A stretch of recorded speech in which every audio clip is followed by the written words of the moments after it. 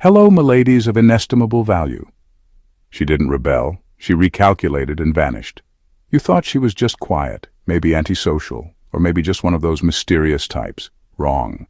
She was observing, dissecting the chaos you call normal, and figuring out how to never need it again. And now? She walks into rooms like she already solved the riddle everyone else is still painfully trying to spell. People don't know whether to admire her, fear her, or just Google what species she actually is. Here's a wild fact. According to a recent psychology study, individuals who possess high independence paired with emotional control are not only misread the most, they're also the ones others secretly obsess over. Why? Because they cracked something unspoken, something primal. That's the Sigma female. She's not trying to impress you. She already impressed herself, and now you're left wondering how the hell she figured all this out without asking for a single blueprint. So buckle up, because this isn't about some strong, independent woman trope. This is about the woman who doesn't just walk alone. She makes solitude look like a flex you can't afford. Let's unpack exactly why they're in awe of her, and why it's driving them crazy that she won't explain how the F*C say she figured this out. Number 1. You see through the applause and hear the envy behind it.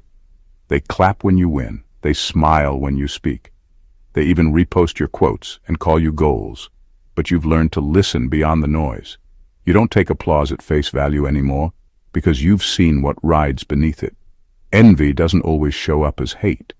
Sometimes it disguises itself in admiration that feels just a little too forced, a little too loud, a little too performative. And you? You hear it like feedback in a mic, unwanted, uncomfortable, and painfully clear. You've developed an inner radar for energy people try to hide. While others fall for compliments and fake loyalty, you've trained yourself to notice what doesn't match. You catch that twitch in their smile, the hesitation before their cheer, the way their praise comes right after your success, but never during your grind. And that's when you know they don't really celebrate you. They just don't know how to compete with you, so they settle for clapping while quietly wishing you'd slow down. You stopped being flattered a long time ago. Flattery is cheap.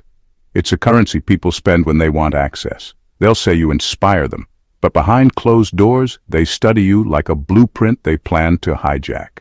You've learned that some people aren't applauding because they admire your growth. They're applauding because they're relieved it wasn't them who had to do the work. You didn't become paranoid, you became precise. You realized not everyone who says, "I see you," is actually rooting for you. Some of them just want a front row seat to watch you fall, because your self-possession irritates the parts of them still seeking approval. Your presence exposes what they're lacking, and that's a bitter pill to swallow. But you're not bitter. You're aware. You don't retaliate or shrink. You just keep shining, keep ascending, keep moving with elegance they can't mimic and silence they can't decode. And when the applause comes, you smile, but never stop listening, because the volume of the cheer doesn't matter. It's the frequency underneath that tells the truth. And you've always had the gift of hearing what others pretend not to say. Number 2, you don't confuse connection with access. They think because you're warm, they've been let in. Because you laughed at their joke or shared a late-night conversation, they assume they've unlocked something private, something sacred. But what they don't realize is that you mastered the art of presence without exposure. You know how to be fully there, smiling, engaging, even seeming open, while giving away absolutely nothing of your core. People confuse energy exchange for intimacy, but you don't. You've learned that not everyone who connects deserves access. Just because someone understands your music taste doesn't mean they understand your soul. Just because they've seen you vulnerable doesn't mean they've actually seen you. And you've stopped correcting them. Let them think what they want. If they assume they've gotten inside your world after one deep talk, let them enjoy the fantasy. You don't owe them the truth of how far they still are. You've been burned by people who thought proximity meant permission. So now you've built invisible gates, and only a few even realize they're locked out. You let people feel comfortable around you, but comfort is not the same as closeness, and most don't notice the difference until they try to reach deeper and hit the wall. That's when the confusion starts. That's when they start asking, why do I feel like I know her but don't actually know her? because you're the illusion they thought they figured out. And by the time they realized they were only skimming the surface, you've already moved on. You understand that connection is cheap in today's world. Anyone can talk. Anyone can text at 2 a.m. Anyone can mimic intimacy if they're lonely enough. But real access, emotional, mental, spiritual access, that's something you guard with the kind of sharpness most people can't comprehend. You don't confuse attention for care. You don't confuse vulnerability for love. You don't confuse conversation for closeness. You're not cold, you're just sovereign. You refuse to let temporary bonds trespass permanent boundaries. And if that unsettles them, good, let them stay confused. Connection may be a vibe, but access, that's earned, and most never even come close.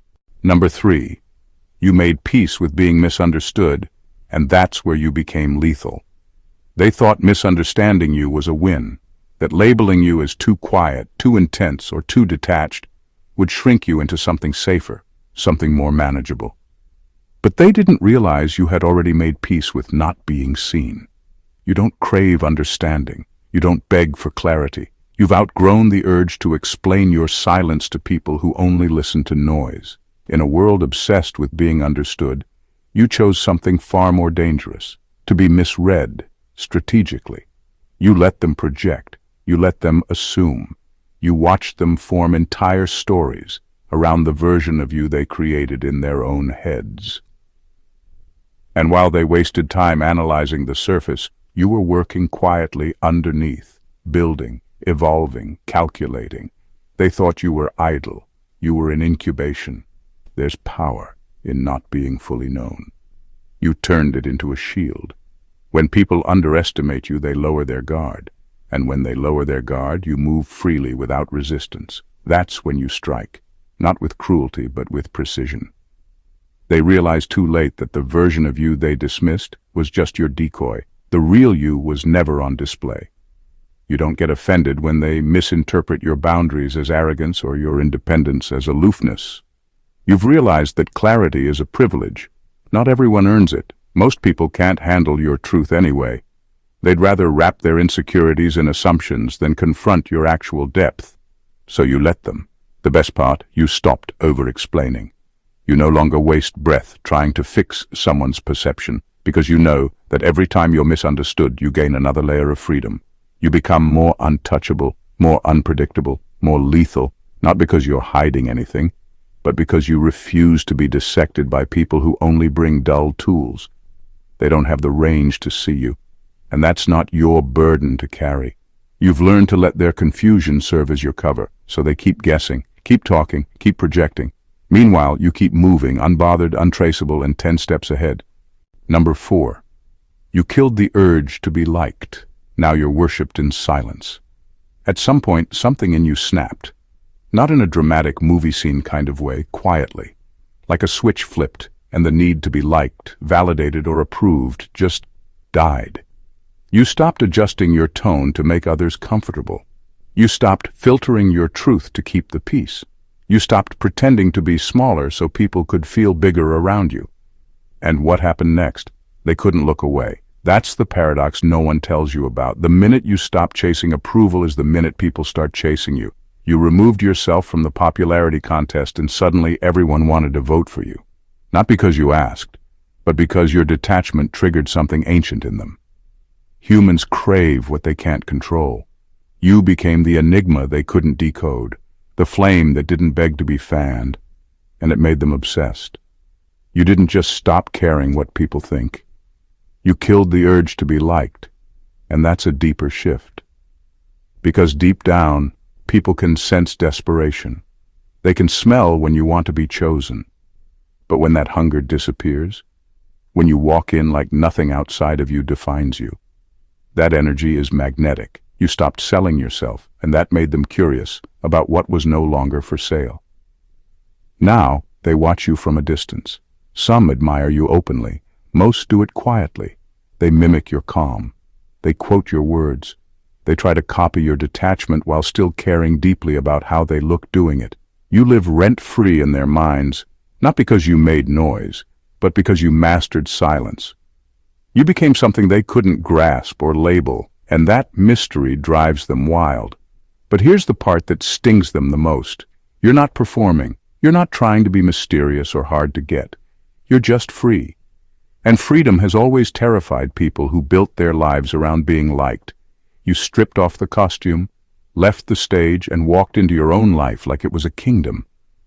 Now they sit in the audience, wondering how you made indifference look like royalty.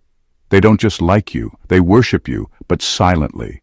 Because deep down, they know they could never do what you did. And that truth haunts them more than your absence ever could. Number 5. You use femininity as strategy, not identity. You never saw femininity as a prison, but you sure as hell knew it was designed to be one. They told you to be soft, sweet, agreeable, to smile more, to apologize for being assertive, to tone it down so others could feel tall.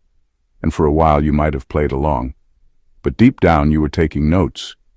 You were watching the game, not just as a player, but as someone planning a system override. Now, you use femininity like a blade. You pick and choose when to be warm, when to be ice cold, when to be magnetic, and when to be completely unreadable. You're not interested in performing womanhood to meet someone else's expectation. You wield it, sharpen it, turn it on and off like a switch. People never know what version of you they're about to meet. Because you don't serve from identity, you operate from awareness. You can flirt without being invested. Be soft without being weak. Smile without being submissive. They keep mistaking your elegance for fragility, your grace for permission. But what they don't realize is you're fully aware of what femininity does to the room, and you use that awareness to control the atmosphere. You're not reacting, you're calculating. Society handed you a costume, expecting you to wear it like a soul, but you never internalized it. You wore it like armor. You understood early that womanhood would be weaponized against you unless you turned it into a weapon first. And you did. You play the role when it serves you. You discard it when it doesn't. You don't owe the world one consistent version of yourself because you were never built for their simplicity. They call you unpredictable. That's because you refuse to let softness define you. You're sharp and smooth, depending on what the moment demands. You learned that being a woman wasn't about being digestible. It was about being dynamic. And you are, intentionally. You didn't abandon your femininity, you reclaimed it. You refused to let it be your cage. Now it's your tool, your language, your strategy. It's the cloak you put on right before you walk into rooms and flip the entire power structure without raising your voice. And that's what terrifies them the most. Number 6, you don't confuse connection with access. You've learned how to give just enough to make people feel close, but never enough for them to truly reach you. They mistake shared moments for access, thinking that because you laughed at their jokes, listened to their stories, or shared a late-night conversation, they've made it past your walls. They haven't. What they experienced was your presence, not your essence. You mastered the art of being open without being available. You can talk for hours, make people feel seen, even let them feel like they're important to you. But deep down, you remain untouched. Untouched by their expectations, their assumptions, or their projections. You learned long ago that not everyone who wants connection deserves entry. People confuse emotional moments with emotional intimacy, but you know better. You know that most people don't want to truly understand you. They want to possess you. They want access to your peace, your insight, your mystery. And you've stopped giving it to them. Because you realized access is sacred, and most people want it for the wrong reasons. There's a quiet brilliance in how you move. You can build chemistry without attachment. You can create connection without commitment.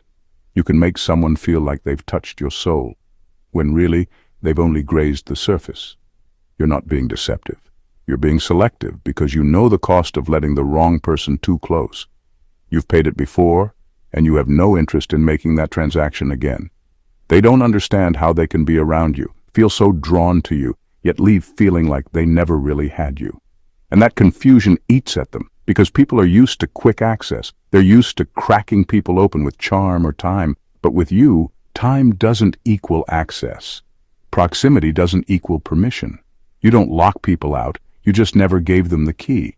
And by the time they realized they were speaking to a door, not a window, you're already gone. Not because you're cold, but because you're sovereign. You know your soul isn't a place for casual visitors. It's not a room for temporary tenants. It's a fortress.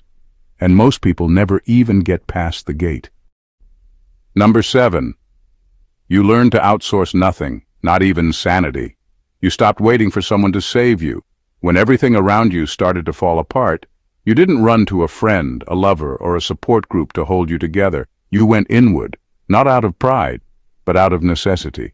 You realized early on that no one was coming. No one could sit in your mind and sort the chaos. No one could feel your pain exactly the way you felt it. So you stopped outsourcing your survival. You built yourself from the inside out. While the world promotes leaning on others as strength, you took a different path. You decided to become your own foundation. You figured out how to talk yourself off the ledge at 2 a.m. You became your own therapist, your own anchor, your own witness. That kind of internal power, it scares people, especially those who've never been alone without falling apart. You're not against support, you just don't depend on it. You don't look for someone else to carry your emotions, fix your moods, or validate your reality. You don't beg for people to stay so you can feel whole. You show up for yourself, whether or not anyone else does. You trust your own mind more than the noise of the world. And that makes you rare. Most people feel real only when someone else is watching. They feel sane only when someone else tells them they are. But you don't need an audience. You don't need applause. You don't even need understanding. You stand solid in your own experience, whether anyone gets it or not. People see this and feel both awe and discomfort, because they can't imagine being that whole without someone else holding them up. Your independence doesn't just inspire them, it exposes their dependence. That is why they call you cold, distant, or too self-contained, because deep down they know they haven't reached that level of self-trust yet. But you're not here to prove anything. You don't live for recognition. You live for peace. And you've learned that peace doesn't come from leaning on others. It comes from building an inner world no one can shake. You don't just survive alone, you thrive there, and that, more than anything, is what makes you untouchable. Number 8. You speak in codes that only the healed understand. You don't speak in riddles, you speak in clarity, but only those who have done the inner work can actually hear you. To the unhealed, your words feel confusing, distant, maybe even cold. They'll call you mysterious or too deep, like you're hiding something, but you're not. You're just not speaking the language of their wounds anymore. You stopped using softness to soothe dysfunction. You no longer water down your truth to make it easier to swallow. You've outgrown surface-level talk, empty affirmations, and emotional hand-holding for people who refuse to grow. And because of that, the unhealed think you're difficult to understand. But really, they just haven't reached the level of awareness that unlocks what you're saying. You speak from a place of wholeness now. You speak from healed wounds, clear boundaries, and quiet power. And when someone is still living in survival mode, still looking for validation in chaos, your calm feels like a foreign language. Your truth sounds sharp to people who are still lying to themselves. Your peace feels suspicious to people who have only known turbulence. So instead of admitting they don't get it, they label you as complex. It's easier than facing their own blind spots. You've learned not to translate your soul just to be understood. You don't slow down your growth to keep pace with people still addicted to their pain. If someone hears you and feels triggered, it's not your job to soften the message. You're not preaching. You're not performing. You're simply existing in a frequency that only the self-aware can tune into. It's not that you're unreachable. You're just not on the same frequency as those still hiding from themselves. And you're okay with that. You'd rather be misread by many than betray your truth for mass approval. You're not cryptic. You're clear. You're not hiding. You're elevated. Only those who've done their inner work will recognize what you carry. Only those who've confronted their own shadows will feel your light. You don't need to be universally understood, because you're not here to be consumed. You're here to be felt. And only the healed will ever truly get you. Number 9. You realized fitting in is just soft conformity. You were never thrown out of the crowd. You left on your own, quietly, intentionally, because somewhere along the line, you realized that most of what people call belonging is just silent surrender. It's the slow erosion of your truth in exchange for temporary approval. It's shaving off your edges so you can fit inside someone else's dull version of normal. And you weren't built for that kind of shrinking. You saw how people twist themselves into shapes that make them likable, how they trade honesty for harmony, how they laugh at things they don't find funny, agree with things they don't believe just to avoid being alone. You saw it, and it repulsed you. Not because you're better, but because you value your self-respect more than applause. Fitting in always came with a price tag, a quiet cost that no one talks about. You lose your voice one unspoken opinion at a time. You dim your light in small daily doses, until one day you're surrounded by people, but you don't even recognize yourself anymore. You felt that coming, and you walked out before it happened. You didn't storm off. You didn't make a scene. You just stopped showing up where your presence had to be edited. You chose isolation over imitation. And yes, it got lonely, but it also got real. Real thoughts, real peace, real identity. And that trade was worth every misunderstood moment. People assume you were pushed out because you were different. What they don't realize is, you had the power to blend in. You just refused to, because you saw that conformity is rarely forced. It's usually volunteered. Soft, slow, and disguised as connection. Now you walk through life without needing to be invited. You create your own belonging within yourself. And that kind of self-possession, it cannot be copied. It's not a look. It's not an attitude. It's a decision, made in silence, kept in strength. You didn't abandon people. You abandoned the version of yourself that had to beg for room. You chose to keep your soul intact, even if that meant walking alone. That kind of rebellion doesn't need noise. It speaks for itself. And it leaves a trail others wish they had the courage to follow. Number 10. You don't brag, but everything about you screams, I know something you don't. You don't boast. You don't need to. Your energy does all the talking. You walk into a room and people feel it. That weightless authority, that calm that comes from someone who's already figured out too much. You're not loud, but you're loudly felt. And that's what unnerves them the most. It's not about status or style or even presence. It's the aura of knowing. They try to box you in, but they can't quite define what it is that sets you apart. It's not arrogance. It's not mystery for mystery's sake. It's something deeper. It's the quiet certainty of someone who's stopped seeking approval a long time ago. You've seen too much, learned too much, lost too much. And now you carry a knowing that can't be performed or explained. It just is. It shows in your pauses, in your ability to stay silent while everyone else scrambles to prove themselves, in your refusal to overshare. They sense you're 10 steps ahead, even when you say nothing, especially when you say nothing. That silence, it's surgical. It cuts through ego without ever raising a voice. And the ones who crave control, who rely on understanding others to feel powerful, they can't stand it. Because you're not broadcasting your strategy. You're not spilling your soul on demand. You don't let them read you, and that makes them desperate to figure you out. You become their obsession, not because you're trying to be, but because you're out of reach in a world full of people begging to be seen. You've mastered restraint, and in doing so, you've become dangerous. People are used to bravado, to exaggeration, to overcompensation. But when someone walks in knowing exactly who they are and doesn't need to prove it, it rattles the room. You are that person.